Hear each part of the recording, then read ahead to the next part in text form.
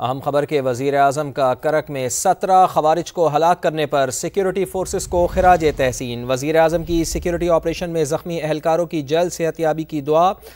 बर वक्त कार्रवाई की बदौलत खवारिज के मज़मूम अज़ाइम खाक में मिल गए। मियाँ शहबाज शरीफ का ये कहना है। हुकूमत और सिक्योरिटी फोर्सेस दहशत गर्दी के खात्मे के लिए पुरज़्म हैं। दहशत गर्दी की इफरीत को जल्द जड़ से उखाड़ दिया जाएगा। वज़ीर आज़म मियाँ मोहम्मद शहबाज शरीफ का ये कहना है। तो वज़ीर आज़म का करक में 17 खवारिज को हलाक करने पर सिक्योरिटी फोर्सेस को खिराज तहसीन। वज़ीर आज़म की सिक्योरिटी ऑपरेशन में ज़ख्मी एहलकारों की जल्द सेहतयाबी की दुआ।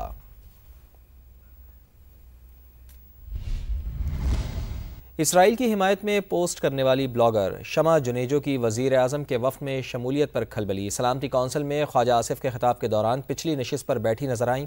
वज़ीर दिफा कहते हैं कि मेरे पीछे कौन खातून बैठी है, ये जवाब तो दफ्तर खारजा ही दे सकता है।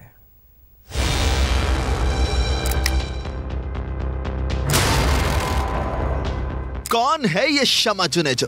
कभी नून लीग के सरबराह नवाज शरीफ के साथ अहम मीटिंग में मौजूद, तो कभी पाकिस्तान के वजीर आजम शहबाज शरीफ के काफिले में शामिल।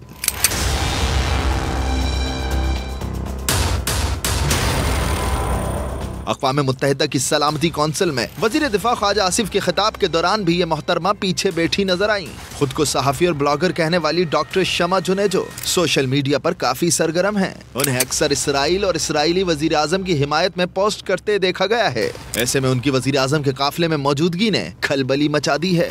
मामले पर सवालात उठे तो वजीर दिफा ख्वाजा आसिफ ने खातून को पहचानने से इनकार कर दिया। एक्स पैगाम में बताया कि वजीर आजम की मसरूफियत के बाइस मैंने सलामती कौंसिल में तकरीर की। मेरे पीछे बैठी खातून कौन है, वक्त में क्यों है, इसका जवाब दफ्तर खारजा ही दे सकता है। वजीर दिफा ख्वाजा आसिफ ने मामले से दामन तो झाड़ लिया, मगर ये सब हो क्या रहा है और क्यों, इन सवालों के जवाब आना बाकी हैं। वज़ारत ख़ारजा ने सलामती कौंसिल इजलास से मुताल्लिक़ मामले का नोटिस ले लिया है। जारी बयान में दफ्तर ख़ारजा ने वाज़ेह किया है कि वज़ीर दिफा के पीछे बैठी खातून का नाम वफ़द के लेटर ऑफ क्रीडेंस में शामिल नहीं था। लेटर ऑफ क्रीडेंस पर डिप्टी वज़ीर आज़म और वज़ीर ख़ारजा के दस्तखत थे। खातून की नशिस्त वज़ीर ख़ारजा की मंजूरी के बगैर थी।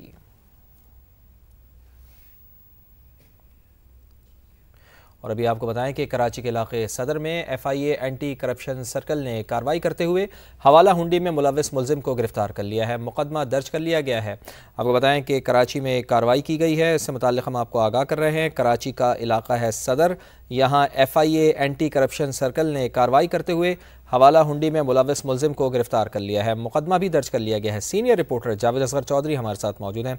जावेद साहब, क्या कुछ बरामद हुआ इससे? जी, ये कार्रवाई FIA एंटी करप्शन सर्कल ने सदर में एक मोबाइल मॉल पर की है, जहां हवाला हुंडी में मुलविस मोहम्मद उसामा नामी मुलजिम को गिरफ्तार किया गया है। मुलजिम मुख्तलिफ अफराद को हवाला के जरिए रकम की तफसील दुबई करता था।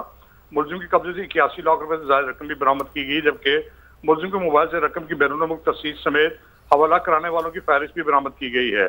इसके बाद मुलजिम के खिलाफ मुकदमा दर्ज के बाद मजीद कार्रवाई जारी है। जराये का ये कहना है कि इस हवाले से मजीद इंकशाफात भी मतवक्को हैं।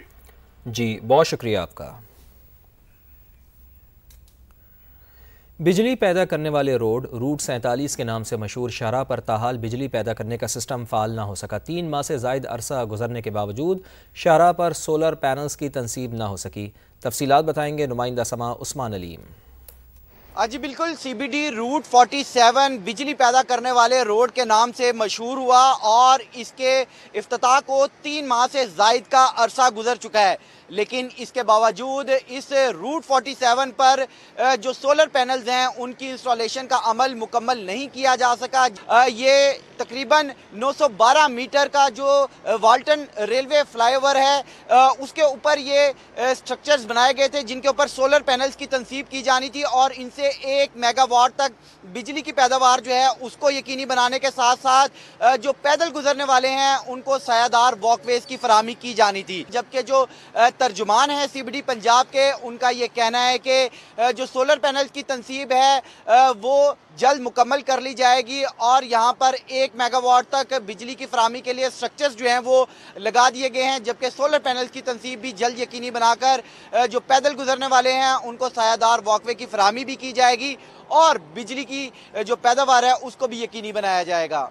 जी जी उस्मान, बहुत शुक्रिया आपका। आप हमें आगाह कर रहे थे। इस्लामी नज़रियाती कौंसिल ने मखसूस शराइत और जामे कानून साजी के साथ पाकिस्तान में इंसानी दूध के बैंक कायम करने की इजाज़त दे दी है।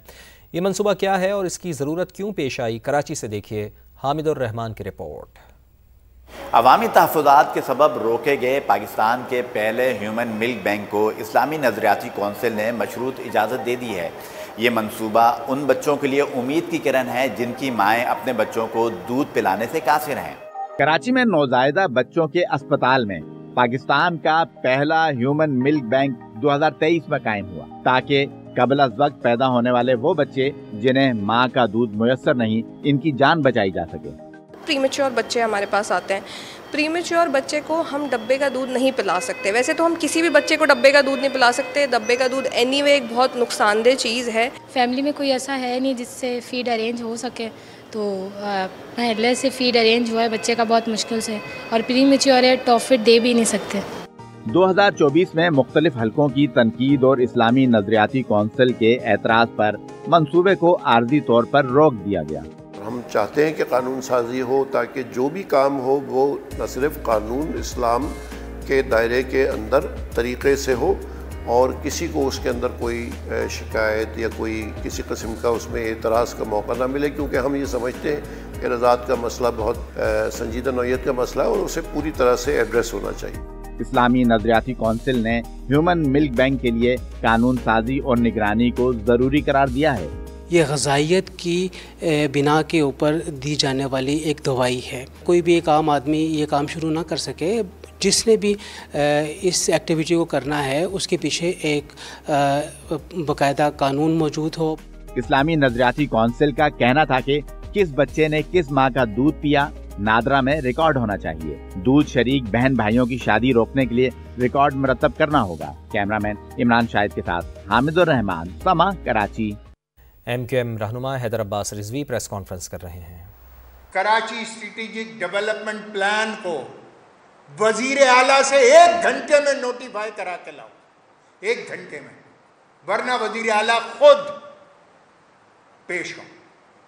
और उस वक्त भी वजीर आला मुराद अली शाह साहब थे। मुराद अली शाह साहब को 1 घंटे के अंदर इस कराची स्ट्रेटेजिक डेवलपमेंट प्लान 2020 को नोटिफाई करना पड़ गया और गजट करना पड़ा उनको। ये रहा उनके दस्तखतों से अक्टूबर 2018, 18 अक्टूबर 2018 ये डॉक्यूमेंट लगा हुआ है सबसे ऊपर इसके ऊपर। अब तो ये डॉक्यूमेंट जनाब हर तरीके से कराची के अवाम गटर के ढक्कन मांगने पर मजबूर हो गए हैं। MQM रहनुमा हैदर अब्बास रिजवी प्रेस कॉन्फ्रेंस कर रहे हैं। और अभी आपको बताएं कि वज़ीर आला पंजाब मरियम नवाज़ का कहना है कि सयाहत का आलमी दिन मनाने का मकसद मकामी और आलमी सतह पर सयाहत की अहमियत को उजागर करना है। सयाहत के ज़रिए पंजाब की मईशत को मजबूत करने के लिए पुरअज़्म है। यौम सयाहत पर पैगाम में वज़ीर आला पंजाब का कहना था कि पंजाब सयाहती लिहाज से मालामाल है। यहाँ की खूबसूरती अपनी मिसाल आप है। पंजाब में सयाहों के तहफ़्फ़ुज़, आसानी और आसाइश के लिए मज़ीद काम करने की ज़रूरत है। मरियम नवाज़ ने कहा कि हुकूमत सयाहों को हर ज़रूरी सहूलत फ़राहम कर रही है। सयाहत बेहतरीन ज़रिया मुआश है।